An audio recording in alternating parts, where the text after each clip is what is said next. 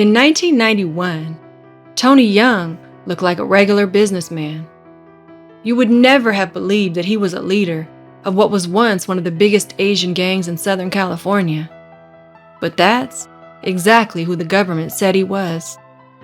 From the 1970s through to the 1990s, Tony Young was said to be involved in everything from illegal gambling to murder. Though he never publicly admitted to being a gang leader, his name is tied to much of the violence that spread throughout Chinatown in the 80s and 90s. And that same type of violence is what would get him in the end. Tony Young was born in 1953 in Shanghai, a city located on the east coast of China. Years later, his family relocated to Los Angeles, California. The youngest of 6 siblings, Tony and his family settled into the downtown neighborhood of LA called Chinatown.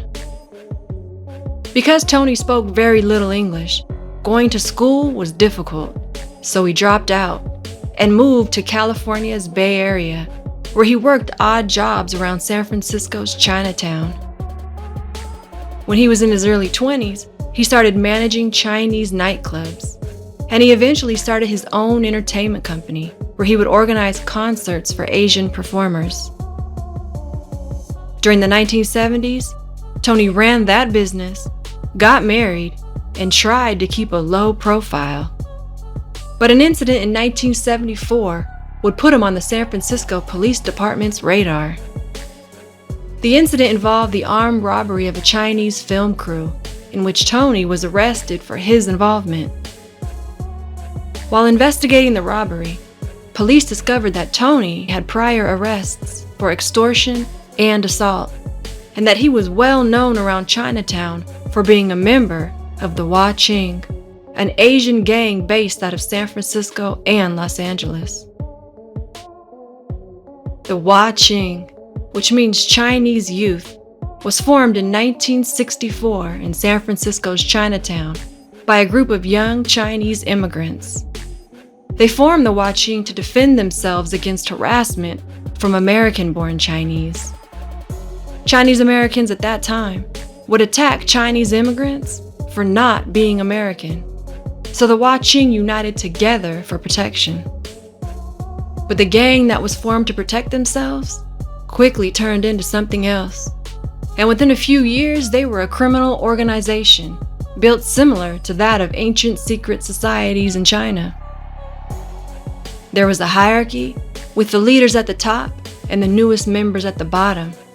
And the Wah Ching of the 1970s had a code of silence, and they required all new recruits perform a secret Chinese ritual before being allowed to join. This was also around the same time that the Wah Ching started to become known outside of Chinatown. In 1977, members of a rival gang opened fire inside a San Francisco Chinese restaurant, intending to kill several leaders of the Wah Ching who were eating there. But the rival gang members missed their intended targets, and instead shot and killed 5 innocent people. The incident became known as the Golden Dragon Massacre. Another shooting that took place was inside the Jade Palace nightclub.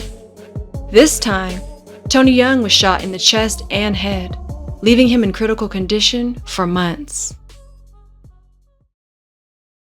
After being shot and almost killed, Tony moved to the top within the Wah Ching's organization.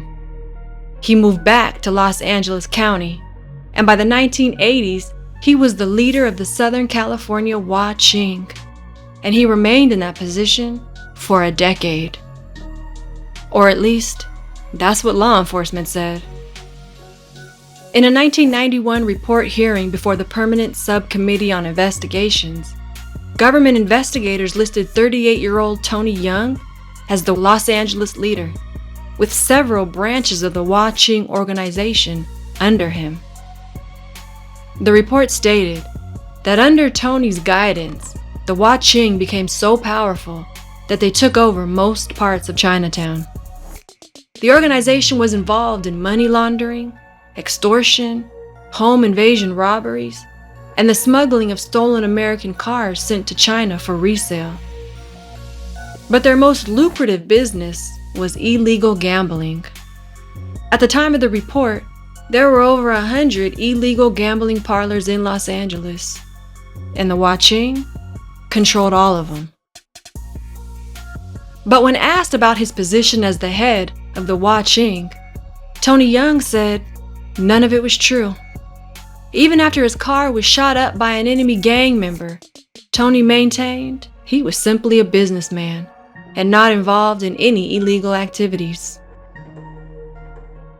In a 1993 interview with the LA Times, Tony firmly denied all the information written about him in the subcommittee report, stating in the interview that most of the information used in the report came from unreliable Chinatown informants. He blamed his reputation as a gang leader on the police department, saying that it was the police officers that gave him the title of leader and that they had ruined his legitimate businesses by doing so. He added that if he was really a gang leader, why hadn't he been arrested for it yet? And this was true. Tony Young had been suspected of multiple murders over the years and arrested on dozens of misdemeanors, but lawyers could never make a case against him. That was until 1995, when the FBI stepped in and Tony was convicted of tax fraud and sent to federal prison. After doing his time in prison and then being released, Tony came home to an organization that was nothing like when he went in.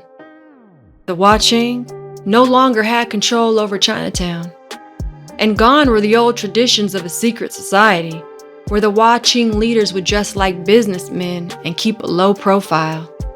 A new generation was taking over. And although Tony's name was still associated with the Wah Ching, he slowly stepped away from the spotlight, moving back to Shanghai in 2001.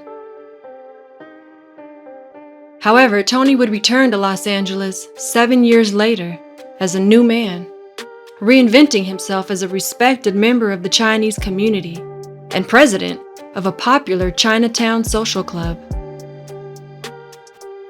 But all the violence that the Wah Ching was once accused of under Tony Young's watch is the same type of violence that would end his life. On January 26, 2017, Tony was playing mahjong with friends at the social club. A man burst in demanding money from the friend Tony was playing with. After Tony's friend refused, the man pulled out a knife and stabbed him.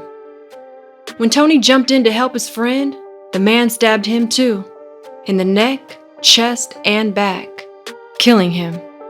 He was 64 years old. Tony's murder brought his past back into the spotlight, even though it had almost been 20 years since his name was in the news. His reputation as the former leader of the Wah Ching was still very much alive when he died, and is still very much alive today, even after Tony Young spent his whole life denying it.